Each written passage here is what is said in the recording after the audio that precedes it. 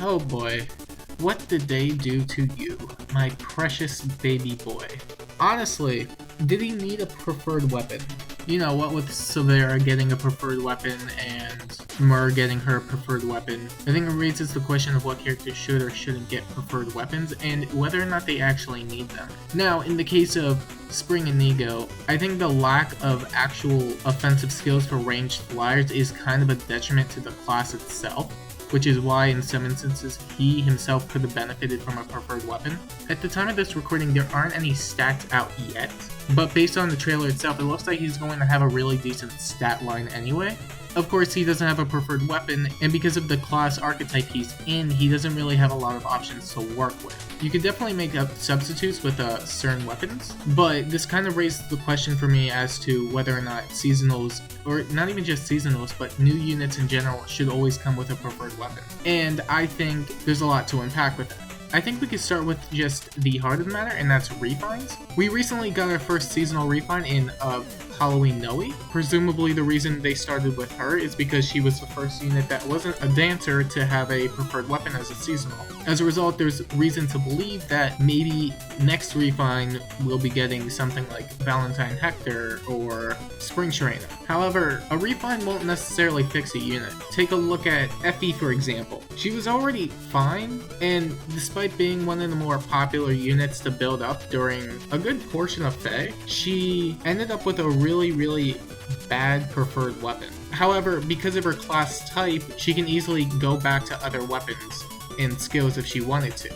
She's not locked to her preferred weapon, as opposed to something like Spring and Nego, where he has no preferred weapon, he doesn't have many skills to work with, and he's an offensive ranged flyer, meaning he has even less to work with. That begs the question as to how long will it even take for IS to get to Gen 5 seasonals, let alone Gen 5 units in themselves? Because honestly, the game might not even be active by that point.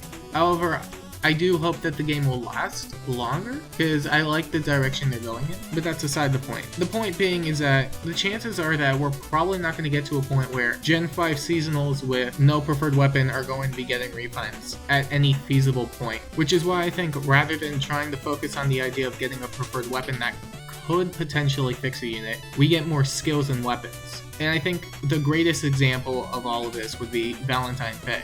Valentine Faye doesn't have a preferred weapon.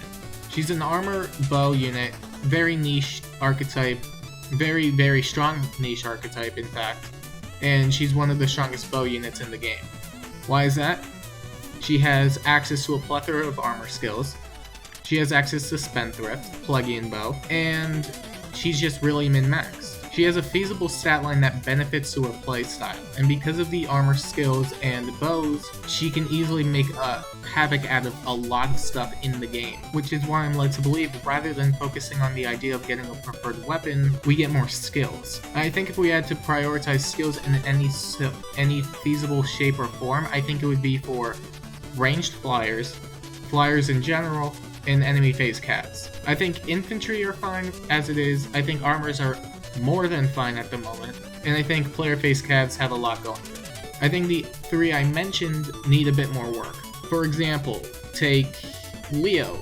He already has a lot of problems on his own, but what doesn't help is he's a slow mage cav with no enemy phase skills, outside of quick riposte, and maybe LOL if you want to run that. I think the problem we have right now is that, with him at least, there isn't anything he can do that other units of his kind could possibly do. Like another red tome cav like Erica, for example. They are different units, but at least she can be used as a player phase unit. Leo doesn't have the speed for that, nor does he have anything that allows him to double or anything of the sort. Likewise, when it comes to tanking, his stats are so outdated as is. Even some of his contemporaries from Gen 1, not necessarily a enemy phase tome cav, but rather an enemy phase unit in general, just a tome for example. They have infantry skills like no follow-up, no counter disrupt. They have tomes they can work with unity blooms. Granted, Leo can do that too, but not as well. They have options. And I think that's what we're lacking. I think we're lacking options. So in that regard, I think for priority's sake, it should go flyers and then enemy phase cats. Ranged flyers definitely need the most work, because at least regular flyers like swords, lances, axes, they have skills they can work with. And even dragon flyers, because they have dragon fire.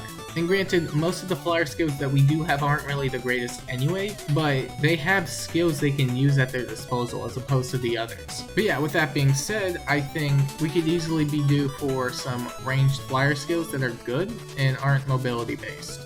I think we do have good flyer skills, but the problem we have right now is that they're all movement based and don't really complement any sort of offensive type of ranged flyer, which is the problem.